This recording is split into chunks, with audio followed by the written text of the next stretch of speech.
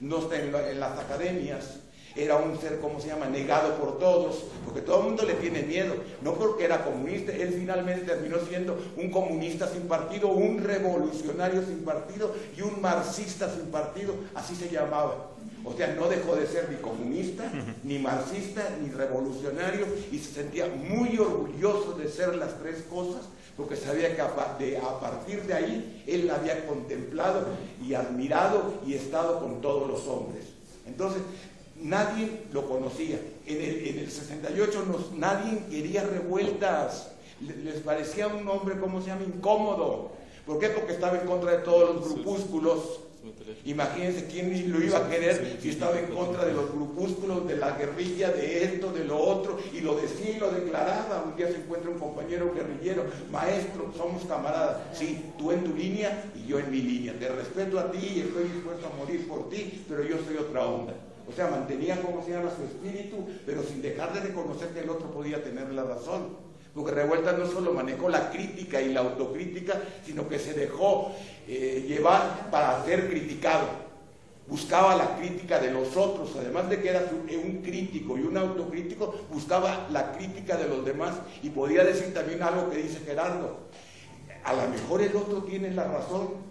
O sea, era un tipo que decía: yo no puedo tener toda la verdad, yo quiero escuchar, y era un provocador filosófico. O lanzaba gritos de decir: díganme si estoy bien, si estoy mal. Quería, ¿cómo se llama?, polemizar y escuchar, sobre todo escuchar. Era un hombre que sabía escuchar, se los digo sinceramente, porque yo estuve cama a cama con él, dentro de una misma celda, en una cárcel, donde los hombres nos conocemos porque nos conocemos. No hay manera de ocultar nada. Estás ahí frente al otro y estás desnudo, sin posibilidad de decir: ahí nos vemos, me voy a otro lado, regreso después. Condenado a estar las 24 horas todo el tiempo. Por eso Revuelta dice que la cárcel es finalmente un aparato que te permite conocer al hombre tal cual es. El que es mezquino, el que es egoísta, y el que es buen camarada es buen camarada. Y nosotros hicimos un contacto sin querer, de amor.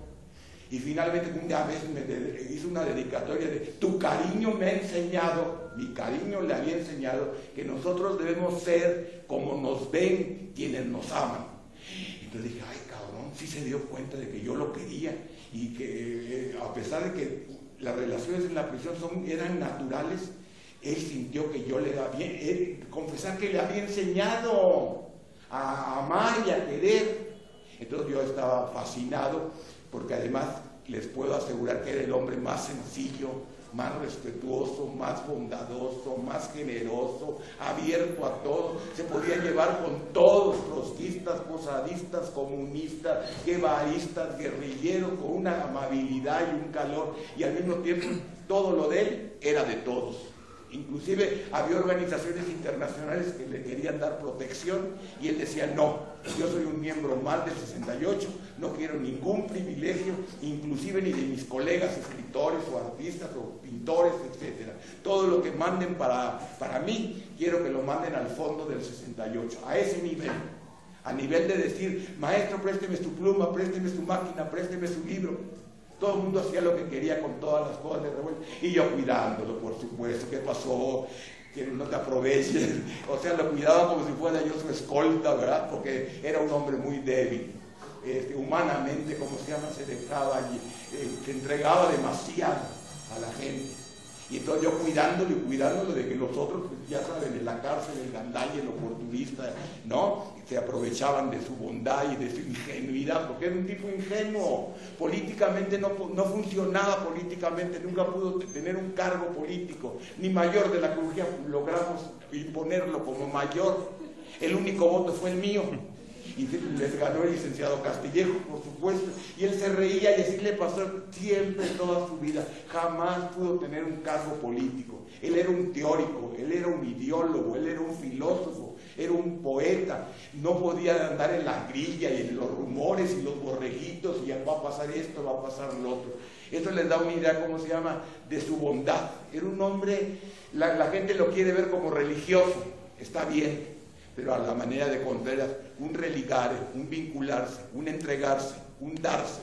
a la manera, de esa forma se puede entender, pero estaba por encima de las iglesias y de las religiones y de los dioses. Él lo dice: si yo utilizo a la Virgen de Guadalupe, o utilizo a los santos, o utilizo a Dios, es porque vivo en una cultura católica, apostólica, romana. Son Cristo, la Virgen, etcétera, son parte de nuestra cultura, y para poderme dirigir a los otros tengo que dirigirme a través de estos símbolos, de estos momentos culturales. Pero él estaba por encima de todas esas cosas. Él estaba sabiendo que no hay nada más bello que el hombre. No hay nada del humano que me sea ajeno y que me sea extraño. El hombre es todo para mí. Yo estoy luchando por un nuevo hombre, por una nueva sociedad. Y entonces ponía en dos puntos que pocos escritores y seres humanos se ponían. Del lado de la filosofía y de la política se ponía en el lado del anarquismo, la última etapa, ¿cómo se llama?, de la historia. Y en el lado de la vida se ponía del lado de la muerte, ver el lado moridor. Me voy a morir. Entonces eso le permitía saber que se iba a morir, le permitía ver la vida con todo un desplante, con toda la alegría, con toda una emoción, porque se sabía muerto. Estamos muertos. Cuando él lee El sepulcro de los vivos o La casa de los muertos de Dostoyevsky, su impresión fue completa. Lo que decía Fernanda, nuestro Dostoyevsky mexicano, pero también puede ser nuestro zar mexicano, y también puede ser nuestro Lucas, y también puede ser nuestro Hegel, y también puede ser nuestro Marx, y también puede ser nuestro Lenin, porque estaba a la altura de todos esos pensadores, de todos esos escritores, porque había llegado al lado moridor. Entonces siempre nos recomendaba a todos: estudien dialéctica, estudien el materialismo, ahí está el método. Si ustedes ven al mundo a partir de oposiciones, a partir de contrastes, van a entender al hombre. No hay buenos, no hay malos, no hay santos, no hay mártires, no hay ángeles, hay hombres. Y bajo esa idea hay hombres, y todos los hombres formamos una comunidad, y el otro es mi prójimo, el otro es mi próximo. Otra de las teorías también, aciertos de Gerardo, el prójimo próximo, hizo toda una filosofía. Por eso todos los escritores le sacaron, porque nunca se habían topado con un marxista poeta, con un dialéctico poeta. Pero Octavio Paz, cuando lee Luto Humano, que es una obra que abre toda la perspectiva a la nueva literatura mexicana, en algún momento dice: tú nos has enseñado. Paz joven, el mismo año 14 que José y que Efraín y que Cortázar y que Nicolás Parra, etc., dice: tú nos has enseñado. Octavio reconoce que este señor José les había enseñado una visión nueva de México, de los mexicanos, su tragedia, de su miseria, de sus grandezas, de su genio. Y ya al final, en postdata, dice: uno de los grandes escritores de México y uno de los hombres más puros de México.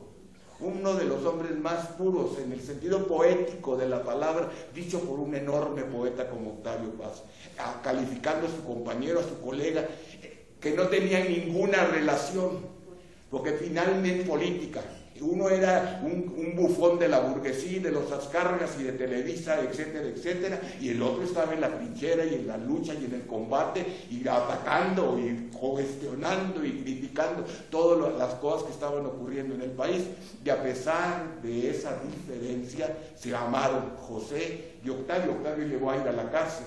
Fernanda fue también con Octavio Paz y a la a la celda 28 donde vivimos.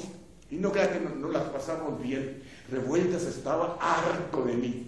Y de repente descubro en las evocaciones: se fue el I de Gortari, salió libre, me dejó mi celda, soy el hombre más feliz, soy el hombre más libre, no he podido hacer nada, porque una libertad compartida es terrible.